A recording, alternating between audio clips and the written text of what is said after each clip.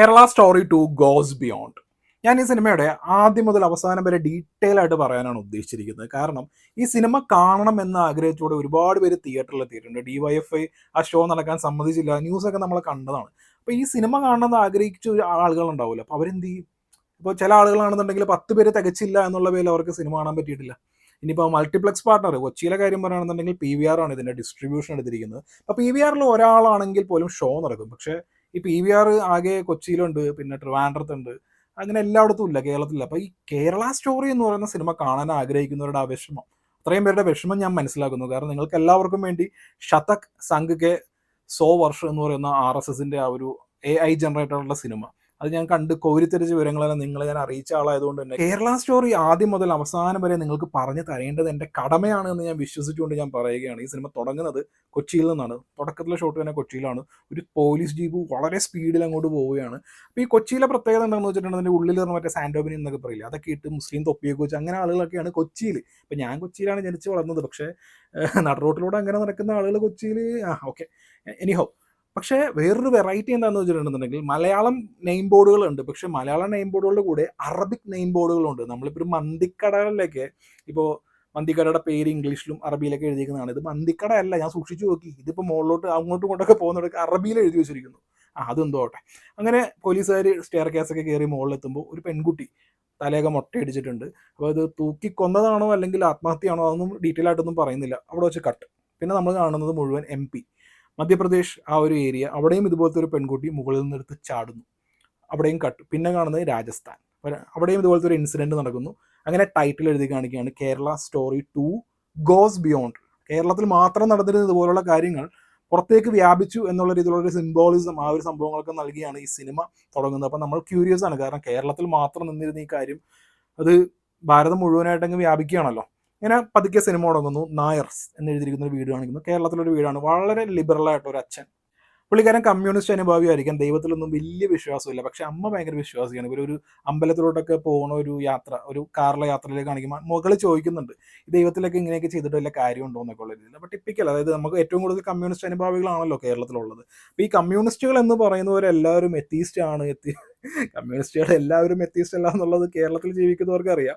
പക്ഷെ ഇതെന്താന്ന് വെച്ചിട്ടുണ്ടെങ്കിൽ ഇങ്ങനെ ഒരു നരേഷനൊക്കെ കൊടുത്തു കഴിഞ്ഞിട്ട് ഇപ്പോൾ ഈ പെൺകുട്ടി കൺഫ്യൂഷനിലാണ്, ദൈവത്തിൽ വിശ്വസിക്കണോ ദൈവത്തിൽ വിശ്വസിക്കണ്ടേ എന്നുള്ളൊരു കൺഫ്യൂഷനിലാണ് നിൽക്കുന്നത്. അപ്പോൾ അവിടെ നിന്ന് കട്ട് ചെയ്തിട്ട് നേരെ പോകുന്നത് MP യിലുള്ള നമ്മുടെ രണ്ടാമത്തെ നായികയുടെ കാര്യം പറയുകയാണെന്നുണ്ടെങ്കിൽ ഈ ജാവലിൻ ത്രോയിലൊക്കെ നല്ല എക്സ്പേർട്ടാണ്, ഒരു ദളിതാണ്. അപ്പോൾ ഈ ജാവലിൻ ത്രോയിൽ പുള്ളിക്കാരിയെ നല്ല രീതിയിൽ ഹെൽപ്പ് ചെയ്യാമെന്ന് പറയുന്ന കാമുകനെ കാണാം. അപ്പോൾ ഈ കാമുകൻ്റെ കാര്യം നോക്കുമ്പോൾ കാമുകൻ ഹിന്ദുവാണ്. അപ്പോൾ എനിക്ക് സ്വാഭാവികമായിട്ട് സംശയമായി, ഇതെങ്ങനെ ശരിയാവും? കാരണം ഹിന്ദു പെൺകുട്ടിയെ ഹിന്ദു ചെക്കൻ പ്രണയിക്കുന്നതിൽ വലിയ അതിനകത്ത് പ്രത്യേകിച്ച് എടുത്തു പറയത്തൊക്കെ ഒന്നും ഇല്ലല്ലോ.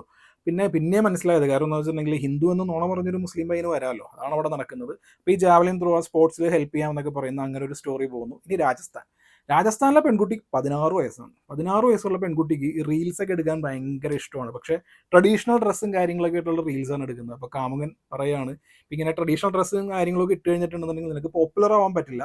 അപ്പോൾ നീ എന്താ ചെയ്യേണ്ടതെന്ന് വെച്ചിട്ടുണ്ടെങ്കിൽ അത്യാവശ്യം ഹോട്ട് ആൻഡ് സെക്സി ആയിട്ടുള്ള അങ്ങനത്തെ ഒരു റീൽസും കാര്യങ്ങളൊക്കെ ഉണ്ടാക്കണമെന്ന് പറഞ്ഞ് ഭയങ്കരമായിട്ട് മോട്ടിവേറ്റ് ചെയ്യുകയാണ്. അങ്ങനെ ഈ 16 വയസ്സുള്ള കുട്ടി അത് റെഡിയാവുകയെന്നാണ്, അതൊക്കെ ചെയ്യുന്നുണ്ട്. പക്ഷേ ഞാൻ ഈ സിനിമ കാണാൻ ഏറ്റവും കൂടുതൽ ആഗ്രഹിച്ചിരുന്നത് സെലിം എന്ന് പറയുന്ന വ്യക്തിയെ കാണാനായിട്ടായിരുന്നു. കാരണം നമുക്ക് ഈ ട്രെയിലറിലൊക്കെ സെലിം എന്നൊക്കെ കേട്ടപ്പോൾ തന്നെ എനിക്ക് ശരിക്കും പറഞ്ഞാൽ എനിക്ക് സെലിം എന്നുള്ള പേര് ആദ്യമായിട്ട് പറഞ്ഞപ്പോൾ ഭയങ്കര രോമാഞ്ചം ഫീൽ ആക്കിയായിരുന്നു. കാരണം കേരളത്തിൻ്റെ ആ ഒരു ബാക്ക്ഗ്രൗണ്ടിൽ പുള്ളിയെ നമ്മുടെ ബാക്ക് വാട്ടറിൻ്റെയൊക്കെ ബാക്ക്ഗ്രൗണ്ടിൽ സെലിമിനെ കാണുമ്പോഴല്ലോ സത്യം പറഞ്ഞിട്ടുണ്ടെങ്കിൽ ശരിക്കും പറഞ്ഞാൽ എനിക്ക് രോമാഞ്ചമായിരുന്നു. പക്ഷേ ഈ സെലിം പറയുന്നത് വിനീത് ശ്രീനിവാസന്റെ പൈങ്കിളി ക്രിഞ്ച് ഡയലോഗുകളാണ്. അപ്പോൾ എനിക്ക് മനസ്സിലായി പടം എടുത്തവർ അത്യാവശ്യം റിയലിസ്റ്റിക് ആയിട്ട് റിസർച്ച് ചെയ്തിട്ടുണ്ട്. കാരണം വിനീത് ശ്രീനിവാസൻ പറയുന്നുണ്ടല്ലോ, ഈ മറ്റേ ഹൃദയത്തിലൊക്കെ പറയുന്ന പോലെ മറ്റേ ബുള്ളറ്റ് അങ്ങനത്തെ ഒക്കെ ഉള്ളൊരു ക്രിഞ്ച് ടൈപ്പ് ഡയലോഗുകളാണ് ഈ നായികയുടെ അടുത്ത് പറയുന്നത്. അപ്പോൾ ഓക്കെ, റിസർച്ച് ചെയ്തിട്ടുണ്ട്, പക്കയാണ്, കേരളത്തിലെ പയ്യന്മാർ പറയുന്ന പോലത്തെ ഡയലോഗുകളാണ്. പക്ഷേ ഈ സെലിം അപ്പോൾ ഈ ക്രിഞ്ച് ഡയലോഗ് പറയുന്നുണ്ടെന്നുണ്ടെങ്കിൽ പോലും ഈ സെലീമിന് എന്തെങ്കിലും ഒരു സംതിങ് സ്പെഷ്യൽ ആയിട്ട് എന്തെങ്കിലും കഴിവുണ്ടാവുമല്ലോ. അപ്പോഴാണ് അറിയുന്നത് സെലിം ഓൾറെഡി കല്യാണം കഴിച്ച് കഴിഞ്ഞിട്ടാണ് ഇതുപോലൊരു ഹിന്ദു പെൺകുട്ടിയായിട്ട് പുള്ളിക്ക് അഫെയർ ഉള്ളത്. പക്ഷേ ഭാര്യയെ തലാക്കി വല്ലി പുള്ളിക്കാരത്തിനെ കല്യാണം കഴിക്കാമെന്നാണ് സെലിം പറയുന്നത്. പക്ഷേ അപ്പോഴേക്കും നായിക പറയുന്നുണ്ട്, ഞാൻ ഒരിക്കലും കൺവേർട്ട് ആവില്ല എന്നുള്ളത്. അപ്പോൾ സെലിം പറയും, കൺവേർട്ട് ചെയ്യാനോ? അതിൻ്റെ ആവശ്യമൊന്നുമില്ല, ഞാൻ വളരെ ലിബറൽ ആയിട്ടുള്ള ഒരു യുക്തിവാദിയാണ്, ഞാൻ ഒരിക്കലും കൺവേർട്ട് ചെയ്യാൻ വേണ്ടി പറയില്ല, പകരം നമുക്ക് ലിവ് ഇൻ റിലേഷൻഷിപ്പ് തുടങ്ങാമെന്ന് പറയുന്നു. ഈ 3 കഥകളിലും കുറച്ച് മോഡേൺ ആയിട്ടുള്ള സംഭവങ്ങളെല്ലാം വരുന്നത് കേരളത്തിലാണ്. കാരണം കേരളം കുറച്ച് ലിബറൽ ആണല്ലോ. അങ്ങനെ ബാക്ക് ടു മധ്യപ്രദേശിലെ സ്റ്റോറി നടക്കുന്നു. അപ്പോൾ ദളിത് ആയിട്ടുള്ള പെൺകുട്ടിയെ വീട്ടുകാരറിയാതെ കല്യാണം കഴിക്കുന്നു. അപ്പോൾ ഇവർ കല്യാണം കഴിയുന്നതൊക്കെ അമ്പലത്തിൽ വെച്ചിട്ടാണ്. അപ്പോൾ ഹിന്ദു പയ്യൻ ഹിന്ദു പെൺകുട്ടി കല്യാണം കഴിക്കുന്നു. അപ്പോഴും ഞാൻ വിചാരിച്ച ഡൗട്ടിങ് മനസ്സിലുണ്ടായിരുന്നു. പിന്നെ അത് വലിയ ട്വിസ്റ്റ് ഒക്കെ പോലെയാണ് പറയുന്നത്. പക്ഷേ രാജസ്ഥാനിലെ കേസ് കുറച്ചുകൂടി രസകരമാണ്. ഈ ഹോട്ട് ആൻഡ് സെക്സി റീൽസും കാര്യങ്ങളൊക്കെ ഇട്ടപ്പോഴേക്കും പെൺകുട്ടിയുടെ വീട്ടുകാർ മഹാ അലമ്പായി, അങ്ങനെ ആകെ കലിപ്പായി, ഹൗസ് അറസ്റ്റ് കൈൻഡ് ഓഫ് സംഭവങ്ങളൊക്കെയായി. അപ്പം അങ്ങനെ വീട്ടിൽ പൂട്ടിയിട്ട് കഴിഞ്ഞിട്ടുണ്ടെങ്കിൽ പിന്നെ സ്വാഭാവികമായിട്ടും ഒളിച്ചു വരണമല്ലോ. ആ സംഭവങ്ങളൊക്കെയാണ് അവിടെ നടക്കുന്നത്. കേരളത്തിൽ വരികയാണെന്നുണ്ടെങ്കിൽ വലിയ സീനും കാര്യങ്ങളൊന്നുമില്ല. കാരണം മാതാപിതാക്കളോട് ഞാൻ ഇതുവരെ ലിവ് ഇൻ റിലേഷനിലേക്ക് പോവുകയാണ്, അച്ഛ അമ്മേ ഞാൻ പോവുകയാണ്, ഞാൻ പോയിട്ട് വരട്ടെ എന്നൊക്കെ പറയുന്ന അതുപോലെ ഒരു മകളാണ്. കാരണം കേരളം ഭയങ്കര ലിബറലാണെന്ന് ഇടയ്ക്കിടയ്ക്ക് പറയുന്നുണ്ട്, വിദ്യാഭ്യാസം ഉള്ളവരാണ്.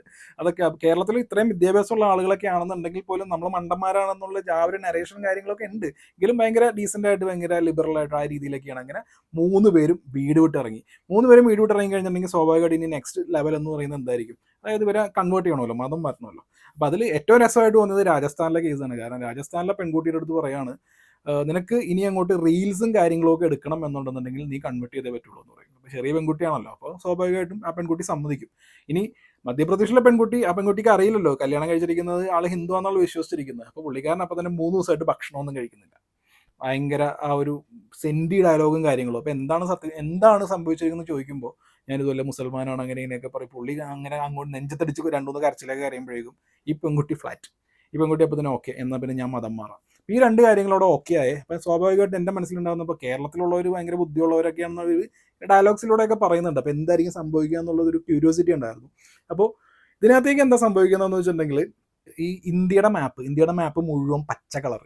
അപ്പോൾ സലീമിൻ്റെ ആഗ്രഹം എന്താണെന്ന് വെച്ചിട്ടുണ്ടെങ്കിൽ ഇന്ത്യ ഒരു ഇസ്ലാമിക് സ്റ്റേറ്റ് ആക്കണം. അതുപോലെ ഇന്ത്യ മാത്രമല്ല, പുള്ളിക്കാരൻ പിന്നീട് ഫ്രാൻസ്, ഇറ്റലി, ചൈന, കാട്ടാക്കട അങ്ങനെ ഒരുപാട് സ്ഥലങ്ങളൊക്കെ പറയുന്നുണ്ട്. അപ്പോൾ ഇത് മുഴുവൻ വേൾഡ് വൈഡ് കംപ്ലീറ്റ് പച്ചയാവണമെന്നാണ് ആ ഒരു സലീമിൻ്റെ ഒരു ആഗ്രഹം. പിന്നെ സലീമിൻ ലിവ് ഇൻ റിലേഷൻഷിപ്പ് എന്നും പറഞ്ഞൊരു വീട്ടിലേക്ക് പുള്ളിക്കാരിയെ കൊണ്ടുവരുന്നു. അപ്പോൾ 2 ദിവസം കഴിയുമ്പോഴേക്കും ഈ തലാഖ് കൊല്ലാമെന്ന് പറഞ്ഞിരിക്കുന്ന സലീമിൻ്റെ ഭാര്യ കുട്ടിയൊക്കെ ആയിട്ട് ഇങ്ങോട്ട് വരുന്നു. പിന്നെയാണ് നമ്മുടെ നായിക മനസ്സിലാക്കുന്നത് ലോക്കായിട്ടുണ്ടെന്ന്. രക്ഷപ്പെടാൻ വേണ്ടി പോകുമ്പോഴേക്കും ഈ പർദ്ദ, നിക്കാബ് ഒക്കെ ഇട്ട ഒരുപാട് സ്ത്രീകൾ, 10-25 സ്ത്രീകൾ ഈ പുള്ളിക്കാരിയെ മുമ്പിൽ ഇങ്ങനെ നിൽക്കുകയാണ്. ഗുണ്ടകൾ നിൽക്കുന്നതല്ല. സാധാരണ നമ്മൾ ഈ ഹരിയുടെയൊക്കെ പടത്തിൽ പടിവാളൊക്കെ വെച്ചിട്ട് കുറേ പേരൊക്കെ വരൂലേ, അതുപോലെ ഇതിനകത്ത് നിക്കാബും പർദ്ദയൊക്കെ ഇട്ട് കുറേ സ്ത്രീകൾ ഇങ്ങനെ കയ്യും കെട്ടിയിരിക്കുന്നു. അത് കണ്ട് ഈ പെൺകുട്ടി പേടിച്ചു പോകുന്നു. ശരിക്കും പറഞ്ഞിട്ടുണ്ടെങ്കിൽ ടെറർ മൊമെൻ്റ് ഒക്കെ തന്നെയാണ്. പക്ഷേ ഇവർ എടുത്തു വെച്ചിരിക്കുന്നത് എക്സിക്യൂട്ട് ചെയ്ത് കണ്ടാൽ ചിരി വരും, അത് വേറെ കാര്യം. അപ്പോൾ അങ്ങനെ ലോക്കായി പോയി എന്ന് ഈ പുള്ളിക്കാരത്തേക്ക് മനസ്സിലാവും. പക്ഷേ ഈ ലോക്കിനൊരു പ്രത്യേകതയുണ്ട്. ഈ പുള്ളിക്കാരുടെ കയ്യിൽ മൊബൈൽ ഫോണുണ്ട്. മൊബൈൽ ഫോണിൽ അച്ഛൻ വിളിക്കുന്നുണ്ട്. കാരണം ലിവ് ഇൻ റിലേഷൻഷിപ്പിലേക്ക് പോയേക്കാണല്ലോ മകൾ. അപ്പോൾ ഇടയ്ക്കിടയ്ക്ക് വിളിച്ച് വിശേഷം ചോദിക്കണമല്ലോ. അപ്പോൾ മകൾ ഫോൺ എടുത്തിട്ട് അച്ഛാ എനിക്ക് ഓക്കെയാണ് തുടങ്ങിയ കാര്യങ്ങളെല്ലാം പറയുന്നുണ്ട്. പക്ഷേ ഈ പെണ്ണ് ലോക്കാണ്. അതെന്ത് ലോക്കാണ് എന്ന് ചോദ്യം നിങ്ങൾക്ക് സ്വാഭാവികമായിട്ടും ഉണ്ടാവും. പക്ഷേ പിന്നീടുള്ള സീൻസ് കാണുമ്പോഴാണ് നമുക്ക് അതിൻ്റെ തീവ്രത മനസ്സിലാവുള്ളൂ. പക്ഷേ ഈ സിനിമയുടെ ലൈറ്റ് ടോൺ പിന്നീട് ഭയങ്കര ഡാർക്കായിട്ട് ഷിഫ്റ്റ് ആവുന്നുണ്ട്. കാര്യം എന്താണെന്ന് വെച്ചിട്ടുണ്ടെങ്കിൽ ഗ്വാളിയറിൽ നിന്ന് ഓടി ആഗ്രയിലേക്ക് എത്തുന്ന ആ ഒരു കഥയുണ്ടല്ലോ, ആ ഒരു കഥയിൽ സംഭവിക്കുന്നത് എന്താണെന്ന് വെച്ചിട്ടുണ്ടെന്നുണ്ടെങ്കിൽ ഒരു പെൺകുട്ടി അത് ദളിത് പെൺകുട്ടി ആയതുകൊണ്ട് 6 ലക്ഷം രൂപ, കുറച്ചും കൂടി ഒരു ആര്യ വിഭാഗത്തിൽപ്പെട്ട കുറച്ചും കൂടി ഉള്ള മതം ജാതിയൊക്കെ നോക്കിയിട്ടാണ്. അപ്പോൾ അത് നോക്കുകയാണെങ്കിൽ കുറച്ചുകൂടി കാശ്. അപ്പോൾ അങ്ങനെ ഒരു സിൻഡിക്കേറ്റ് പ്രവർത്തിക്കുന്നുണ്ട്. അപ്പോൾ ഈ പെൺകുട്ടിക്ക് 6 ലക്ഷം രൂപ എന്നുള്ളൊരു ഫിക്സഡ് റേറ്റും കാര്യങ്ങളൊക്കെയാണ്. അപ്പോൾ അങ്ങനെ മതം മാറ്റാൻ വേണ്ടി ഈ സ്ഥലത്ത് എത്തിക്കൊണ്ടുവന്നു.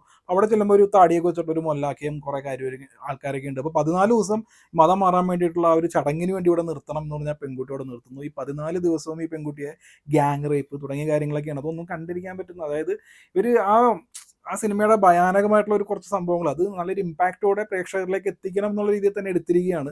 അതൊന്നും നമുക്കിങ്ങനെ കണ്ടിരിക്കാൻ പറ്റുന്നത്. ഇത്ര നേരം നമുക്കൊരു സ്പൂഫ് മൈൻഡിൽ കാണാം. പക്ഷെ പിന്നീട് പതുക്കെ ഈ പടം ഇങ്ങനെ ഡാർക്കായിട്ട് വരികയാണ്. ഇനി രാജസ്ഥാനിലെ പോർഷനിലേക്ക് വരികയാണെന്നുണ്ടെങ്കിൽ 16 വയസ്സുള്ള പെൺകുട്ടിയാണ്. ആ പെൺകുട്ടിക്ക് 18 വയസ്സായി എന്നൊക്കെ പറഞ്ഞ് കല്യാണം കഴിപ്പിക്കുന്ന പെൺകുട്ടി, 16 വയസ്സുള്ള പെൺകുട്ടി ഗർഭിണിയാവുന്നു. അപ്പോൾ ഇതൊന്നും നമുക്കത്ര ഒരു പ്ലീസിങ് മൈൻഡിൽ കണ്ടിരിക്കാൻ പറ്റില്ല. ഈ സിനിമ ഒരിക്കലും ഒരു സ്പൂഫ് മൈൻഡിൽ അങ്ങനെ കാണാൻ പറ്റില്ല. ട്രെയിലറിലൊക്കെ കണ്ടപ്പോൾ നമ്മൾ വിചാരിച്ചു ഓക്കെ സാളിനി, ഉണ്ണികൃഷ്ണൻ ആ ഒരു മൈൻഡിലൊക്കെ പോകുകയാണെന്നുണ്ടെങ്കിലും കുറച്ചങ്ങോട്ടൊക്കെ മാറുമ്പോൾ ഈ പടം ഡാർക്ക് ആവുന്നുണ്ട്. റീൽസ് എടുക്കാൻ വേണ്ടി മതം മാറാൻ വേണ്ടി സമ്മതിച്ചു എന്നൊക്കെ അതിൻ്റെയൊക്കെ നേരെ ഓപ്പോസിറ്റ് ആയിട്ടുള്ള, അതായത് അത് 3 വീട്ടുകാരെയാണ് കാണിക്കുന്നത്, 3 മുസ്ലിം വീട്ടുകാർ. അതിനകത്ത് ഒരാൾ എന്ന് പറയുന്നത് കംപ്ലീറ്റ്ലി കാശിന് വേണ്ടി ഒരു പെൺകുട്ടിക്ക് 6 ലക്ഷം 10 ലക്ഷം എന്നൊക്കെ പറഞ്ഞ് അതിന് വേണ്ടിയിട്ട് കൺവേർട്ട് ചെയ്യുന്നു. ഇയാളുടെ വീട് എന്ന് പറയുന്നത്, അതായത് ഈ 14 ദിവസത്തെ ഇവിടുത്തെ ആ ഒരു കൺവേർട്ട് ചെയ്ത് അവിടുത്തെ ഉള്ള മൊല്ലാക്കന്മാരുടെ എല്ലാവരുടെയും റേപ്പും കാര്യങ്ങളൊക്കെ കഴിഞ്ഞ് ഈ പെണ്ണ് ഇയാളുടെ കൂടെ പോകുന്നു.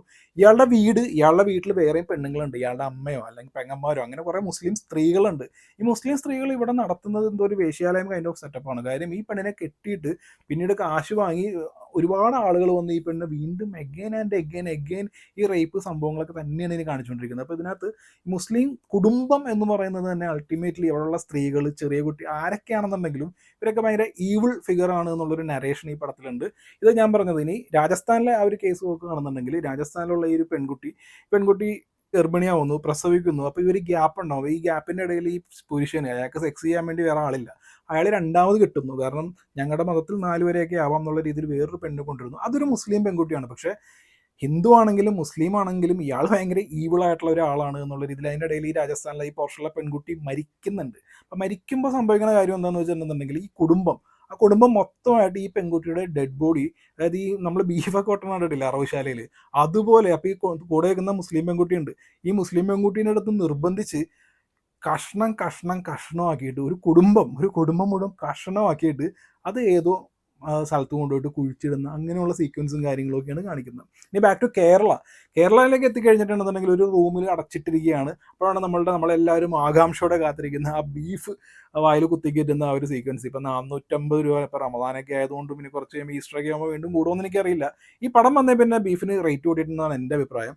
അപ്പോൾ കിലോ 450 രൂപയുള്ള ബീഫ് കേരളത്തിൽ ഇങ്ങനെ ഒരാളുടെ വായിലേക്ക് കുത്തിക്കയറ്റണമെന്നുണ്ടെങ്കിൽ നമ്മൾ അത്യാവശ്യം പർച്ചേസിങ് പവറുള്ള, കേരളത്തിലുള്ളവരൊക്കെ റിച്ച് ആണ് എന്നുള്ളൊരു നരേഷൻ ആവാം ഈ പടത്തിലുള്ളത്. പക്ഷേ ഈ പെൺകുട്ടിയെ, കേരളത്തിലുള്ള ഈ നായികയെ വേറെ എന്തൊക്കെ പറഞ്ഞ് തളർത്തിയിട്ടും നല്ല സ്ട്രോങ് ആയിട്ട് പിടിച്ചിരിക്കുന്ന പെണ്ണാണ്. പക്ഷേ ബീഫ് തിന്നാൻ പറയുമ്പോഴേക്കും ഈ പെണ്ണ് അടിമുടി തകരുകയാണ്. ബീഫ് വായിലേക്ക് കുത്തിക്കയറ്റുന്നു, പിന്നീട് അത് ഛർദ്ദിക്കുന്നതൊക്കെ ഉണ്ട്. അപ്പോഴാണ് ആ പെണ്ണ്, കാരണം ഇത്രയും നേരം വളരെ സ്ട്രോങ് ആയിട്ട് നാൾ ബീഫ് കഴിപ്പിക്കുകയൂടെ ചെയ്ത് കഴിഞ്ഞപ്പോഴുണ്ടല്ലോ, അപ്പോൾ എനിക്ക് ആ പെണ്ണിന് മനസ്സിലായി ഇനി ജീവിച്ചിരിക്കുന്നതിൽ വലിയ അർത്ഥമില്ല എന്നുള്ളത്. അങ്ങനെ ലെറ്ററും കാര്യങ്ങളൊക്കെ എഴുതുന്നുണ്ട്. മുടിയൊക്കെ മുട്ടയടിച്ചിട്ട് പുള്ളിക്കാരി അങ്ങനെ ആത്മഹത്യ ചെയ്യുകയാണ്. അതായത് കൂടുതൽ ആളുകളിലേക്ക് എത്താൻ വേണ്ടിയിട്ടാണ്. അപ്പം എത്തുന്ന പോലീസുകാരൻ അപ്പം തന്നെ വന്നിട്ട് ഈ പെൺകുട്ടി എന്തിനാണ് ഈ മുടി മുട്ടയടിച്ചിരിക്കുന്നത്, എന്തോ മെസ്സേജ് എന്തോ പറയാനുണ്ട്. അങ്ങനെ ലെറ്റേഴ്സും കാര്യങ്ങളൊക്കെ കിട്ടുന്നു. പിന്നീട് സിനിമയുടെ ക്ലൈമാക്സ് ആണ്. ഇപ്പോൾ ഈ ക്ലൈമാക്സിൻ്റെ ഒരു പ്രത്യേകത എന്താണെന്ന് വെച്ചിട്ടുണ്ടെങ്കിൽ, കേരള സ്റ്റോറി 1 എന്ന് പറയുന്നത് ഭയങ്കര ട്രാജിക് ആ ഒരു ഇതിനകത്ത് അവസാനിക്കുന്ന പോലെയാണെങ്കിൽ ഇതിനകത്തേക്ക് ആ ഒരു പോയറ്റിക് ജസ്റ്റിസ് കിട്ടണം എന്നുള്ള രീതിയിലാണ് അവസാനിക്കുന്നത്. പക്ഷേ ആ ഒരു 15-20 മിനിറ്റ് പോർഷൻ ഇവർ എടുത്തു വെച്ചിരിക്കുന്നത് എങ്ങനെയാണെന്ന് വെച്ചിട്ടുണ്ടെന്നുണ്ടെങ്കിൽ, ഇതിൻ്റെ ബാക്ക്ഗ്രൗണ്ടിൽ വരുന്നത് ഹരഹര മഹാദേവ്, ശംഭോ മഹാദേവ തുടങ്ങിയ കാര്യങ്ങളൊക്കെയാണ് ഇതിൻ്റെ ബാക്ക്ഗ്രൗണ്ട് മ്യൂസിക് ആയിട്ട് വരുന്നത്. അപ്പോൾ ഈ ഒരു ദുഷ്ട നിഗ്രഹത്തിന് വേണ്ടിയിട്ട് ദൈവം അവതരിക്കുന്നു എന്നുള്ളൊരു സിനിമാറ്റിക് ലാംഗ്വേജിൽ നമുക്ക് ഈ സീക്വൻസുകൾ എടുക്കാം. പക്ഷേ ഇതിന് കാണിക്കുന്ന സീൻസ്, ബുൾഡോസർ കൊണ്ടുവരുന്നു, അപ്പോൾ ഇസ്ലാമിക് മാതൃകയിലൊക്കെ ഉള്ള ബിൽഡിംഗ് ഇല്ലേ, ആ ബിൽഡിംഗ് ഒക്കെ പൊളിച്ച് കളയുന്നു. ഈ ബുൾഡോസർ രാജ് എന്ന് പറയുന്ന സംഭവം ഉണ്ടല്ലോ, അപ്പോൾ അതൊക്കെ ഇനി അങ്ങോട്ടേക്ക്, അതായത് ഈ സിനിമ കണ്ടു കഴിഞ്ഞ് ഇറങ്ങുമ്പോൾ ആരെങ്കിലുമൊക്കെ എന്തെങ്കിലുമൊക്കെ ഒരു 1-2 ആരോപണത്തിൽ സത്യം എന്താണെന്ന് അറിയാതെ ബുൾഡോസറായിട്ട് വന്നു കഴിഞ്ഞിട്ടുണ്ടെങ്കിൽ ആൾക്കാർ ഓക്കെ ഇതൊരു നോർമൽ ആയിട്ടുള്ള കാര്യമാണ്, അവർ അർഹിക്കുന്നതാണെന്നൊക്കെ ഒരു തോന്നലുണ്ടല്ലോ, ആ തോന്നലിനകത്തേക്ക് ഉണ്ടാവും. പിന്നെ ഈ ബീഫ് കുത്തിക്കയറ്റണതിൻ്റെ ഇടയിൽ ഈ പെണ്ണിനെ ഉപദ്രവിക്കണം, ഈ മൈറ്റി സെലിം ഈ പെണ്ണിനെ ഉപദ്രവിക്കുമ്പോൾ പർദ്ദയിട്ട കുറേ സ്ത്രീകൾ ഇങ്ങനെ ഭയങ്കരമായിട്ട് ഒരു മന്ദഹാസവും പിന്നെ അവരുടെ ഒരു ഈവിളായിട്ടുള്ള ചിരിയും കാര്യങ്ങളൊക്കെ ഉണ്ട്. അപ്പോൾ ഇങ്ങനെയൊക്കെ നമ്മൾ കണ്ടു കഴിയുമ്പോൾ എന്താ സംഭവിക്കുന്നതെന്ന് വെച്ചിട്ടുണ്ടെങ്കിൽ, നാളെ നമ്മൾ ബസ്സിലോ ട്രെയിനിലോ യാത്ര ചെയ്യുമ്പോൾ ഒരു പർദ്ദയിട്ട ഒരു സ്ത്രീ, ആ സ്ത്രീ നമുക്ക് ഒരു ദ്രോഹം ചെയ്യുന്നുണ്ടാവില്ല. പക്ഷേ നമ്മളുടെ മനസ്സിൽ ചിലപ്പോൾ ഇതായിരിക്കും വരുന്നത്, ഈ പർദ്ദയിട്ട അല്ലെങ്കിൽ താടി വെച്ച് തൊപ്പി വെച്ച ഒരാളെ കണ്ടു കഴിഞ്ഞിട്ടുണ്ടെന്നുണ്ടെങ്കിൽ അവർ നമ്മളോട് ഒന്നും ചെയ്തില്ലെങ്കിൽ പോലും നമ്മുടെ ഉള്ളിൽ അവരോടൊരു ഹെയ്റ്റ്രഡ് ഉണ്ടാവും, നമുക്ക് അവളോടൊരു വിദ്വേഷം തോന്നും. ആ ഒരു തോന്നിപ്പിക്കലുണ്ടല്ലോ, അത് ഈ പടത്തിൽ പ്രോപ്പറായിട്ട് വരുന്നുണ്ട്. ഹിന്ദുക്കളെല്ലാവരും കൂടി ഒന്ന് ചേർന്ന് തിരിച്ചടിക്കുക എന്നുള്ളത് ഈ ബാക്ക്ഗ്രൗണ്ട് മ്യൂസിക്കിൽ ഹരഹര മഹാദേവ്, ശംഭോ മഹാദേവ, ഇതെല്ലാം കൂടിയൊക്കെ വന്നു കഴിയുമ്പോൾ ഈ കാണിച്ചിരിക്കുന്ന സ്ക്രീനിൽ വരുന്നതൊക്കെ പച്ച വർഗീയതയാണ് എന്ന് ഇവർക്ക് അറിയാം. പക്ഷേ അത് തന്നെയാണ് നമ്മൾ സ്ക്രീനിൽ കാണുന്നത്. പിന്നെ ഈ സിനിമയിൽ എല്ലാ മുസ്ലിങ്ങളും മോശമാണ് എന്നുള്ളൊരു നരേറ്റീവിന് എന്തെങ്കിലുമൊക്കെ ഒരു എതിരഭിപ്രായം ഉണ്ടോ എന്ന് ചോദിച്ചു കഴിഞ്ഞിട്ടുണ്ടെന്നുണ്ടെങ്കിൽ, ഈ സിനിമയിൽ പറയുന്നുണ്ട്, കുറച്ച് ആളുകളുടെ, മുസ്ലിങ്ങളായിട്ടുള്ള കുറച്ച് ആളുകളുടെ പേര് പറയുന്നുണ്ട്. എൻ്റെ അറിവിൽ അവരെല്ലാവരും മരിച്ചുപോയ ആളുകളാണ്. അതായത് ജീവിച്ചിരിക്കുന്ന ആളുകൾ, നിലവിലുള്ള ആളുകളൊന്നും നല്ലവരില്ല എന്നുള്ളൊരു നരേറ്റീവാണോ ഇവർ ഉദ്ദേശിച്ചിരിക്കുന്നതെന്ന് എനിക്കറിയില്ല. പക്ഷേ കേരള സ്റ്റോറി 2 ഗോസ് ബിയോണ്ട് എന്ന് പറയുന്ന ഈ സിനിമയിൽ കാണിച്ചിരിക്കുന്ന മുസ്ലിം കഥാപാത്രങ്ങൾ, അല്ലെങ്കിൽ മുസ്ലിം ഒരു ഫാമിലി എന്ന് പറയുമ്പോൾ അച്ഛനുണ്ടാവും, അമ്മയുണ്ടാവും, ഒരാൾക്ക് പെങ്ങളുണ്ടാവും, ചെറിയ കൊച്ചു കുട്ടികളെല്ലാവരും ഉണ്ടാവും.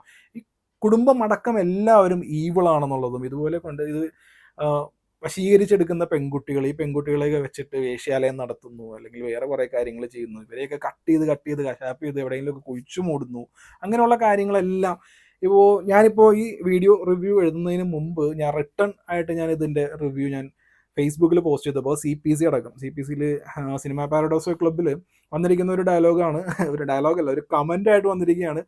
2015 അനുജ എന്ന് പറയുന്ന ഒരു പെൺകുട്ടി ഇതുപോലെ ഈ ഒരു സംഭവം തന്നെ നടന്നിട്ടുണ്ട്. പക്ഷേ കേസ് ഡീറ്റെയിൽസ് പരിശോധിക്കുമ്പോൾ ഇതിൻ്റെ പ്രതി ആരാണ്, അല്ലെങ്കിൽ അയാൾക്ക് എന്ത് സംഭവിച്ചു, ഇതിൻ്റെ വിധി എന്താണ് തുടങ്ങിയ കാര്യങ്ങളൊന്നുമില്ല. എവിടെ നിന്ന് എന്തൊക്കെയോ ഒരു ന്യൂസും കാര്യങ്ങളൊക്കെ വരുന്നുണ്ട്. അപ്പോൾ ഈ ഇങ്ങനത്തെ ആർട്ടിക്കിൾസ് ഉണ്ടാക്കുന്ന വലിയ ബുദ്ധിമുട്ടൊന്നുമില്ല.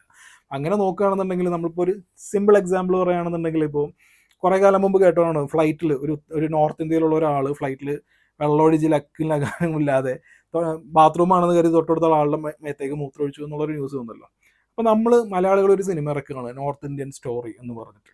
അപ്പോൾ നോർത്ത് ഇന്ത്യയിലുള്ള എല്ലാവരും ഇതുപോലെ മൂത്രമൊഴിക്കും എന്നുള്ളത്. അപ്പോൾ ഞാൻ പറഞ്ഞത് മതത്തിനുള്ള കൺവേർഷനും കാര്യങ്ങളും ഒക്കെ ഉണ്ടാവുന്നുണ്ട്, ഇല്ല എന്ന് തീർച്ചയായിട്ടും ഇല്ല എന്നൊന്നും ഞാൻ പറയുന്നില്ല. പക്ഷേ ഒരു കമ്മ്യൂണിറ്റിയെ, ഒരു നാടിനെ മൊത്തത്തിലായിട്ട് ഇങ്ങനെ ഭയങ്കര ഈവിളായിട്ട് കാണിക്കുന്ന രീതിയിൽ അങ്ങനെയൊക്കെ ചിത്രീകരിക്കുന്ന സിനിമകളുണ്ടല്ലോ, ഈ സിനിമകളുടെ ഒറ്റ അജണ്ടയേ ഉള്ളൂ. കാരണം കേരള സ്റ്റോറി വരുന്നുണ്ട്, ഇപ്പോൾ ഉന്നാവ് കേസും കാര്യങ്ങളൊക്കെ നമുക്കറിയാം, അതൊക്കെ എന്തുകൊണ്ട് സിനിമയാവുന്നില്ല? ഇവരുടെ അജണ്ട എന്നുള്ളത് വർഗീയതയാണ്. അത് വർഗീയത കേരള സ്റ്റോറി 2 ചെറുതായിട്ടാണെങ്കിലും പിന്നെയും സട്ടിലായിട്ടാണെന്നുണ്ടെങ്കിലും പറയാം. പക്ഷേ ഇത് ഡയറക്റ്റ് ആയിട്ട് ഈ പച്ചയ്ക്ക് വർഗീയത പറയുന്ന ഇങ്ങനെയുള്ള സിനിമകളുണ്ടല്ലോ, ഈ സിനിമകൾക്ക് സെൻസർ ബോർഡിൻ്റെ ക്ലിയറൻസ് കിട്ടുന്നുണ്ട്. ഏത് സിനിമയിലും സെൻസർ സർട്ടിഫിക്കറ്റിനെ കുറിച്ച് ഞാൻ പറയാറുണ്ട്. ഈ സിനിമയിൽ റേപ്പ് സീക്വൻസ് നല്ല ഇമ്പാക്റ്റ്ഫുള്ളായിട്ട് വരുന്നുണ്ട്. എന്നിട്ട് ഈ സിനിമയ്ക്ക് നൽകിയിരിക്കുന്ന UA 16+ ആണ്, UA സർട്ടിഫിക്കറ്റ് ആണ് ഈ പടത്തിന് നൽകിയിരിക്കുന്നത്. ഒന്ന് ആലോചിച്ച് നോക്കിയേ. അതായത് കൂടുതൽ ആളുകളിലേക്ക് എത്തണം. സർട്ടിഫിക്കറ്റ് ആണെന്നുണ്ടെങ്കിൽ ചിലപ്പോൾ ഇതുപോലെ എത്തണമെന്നില്ല. എനിഹോ എനിക്കറിയില്ല. അപ്പോൾ ഇതൊക്കെയാണ് കേരള സ്റ്റോറി 2 എന്നുള്ള ഈ സിനിമ ഗോസ് ബിയോണ്ട്. ഞാൻ പറഞ്ഞത് സിമ്പിളാണ്. ഈ സിനിമ കണ്ടു കഴിഞ്ഞിട്ടുണ്ടെന്നുണ്ടെങ്കിൽ നമുക്ക് നമ്മുടെ തൊട്ടടുത്ത് നമ്മളൊരു പബ്ലിക് ട്രാൻസ്പോർട്ടേഷനിൽ എവിടെയെങ്കിലുമൊക്കെ ഇരിക്കുമ്പോൾ പർദ്ദയിട്ട് ഒരാളോ അല്ലെങ്കിൽ തൊപ്പി വെച്ച ഒരാളോ വരികയാണെന്നുണ്ടെങ്കിൽ നമുക്ക് അയാളോടൊക്കെ വിരോധം തോന്നിയേക്കാം. വെറുപ്പിൻ്റെ രാഷ്ട്രീയം ഉണ്ടല്ലോ, വെറുപ്പിൻ്റെ രാഷ്ട്രീയത്തിന് വേറൊരു പേര് എന്ന് വേണമെങ്കിൽ ഈ സിനിമയെക്കുറിച്ച് പറയാം. ഇതൊക്കെയാണ് കേരള സ്റ്റോറി 2. അപ്പോൾ ശതക് നിങ്ങൾക്ക് കാണാൻ പറ്റിയില്ലെങ്കിൽ ഞാൻ വളരെ ഡീറ്റെയിൽ ആയിട്ട് പറഞ്ഞ പോലെ കേരള സ്റ്റോറി 2 നിങ്ങൾ കണ്ട് ആസ്വദിച്ചു എന്ന് വിശ്വസിക്കുന്നു. വീണ്ടും കാണാം.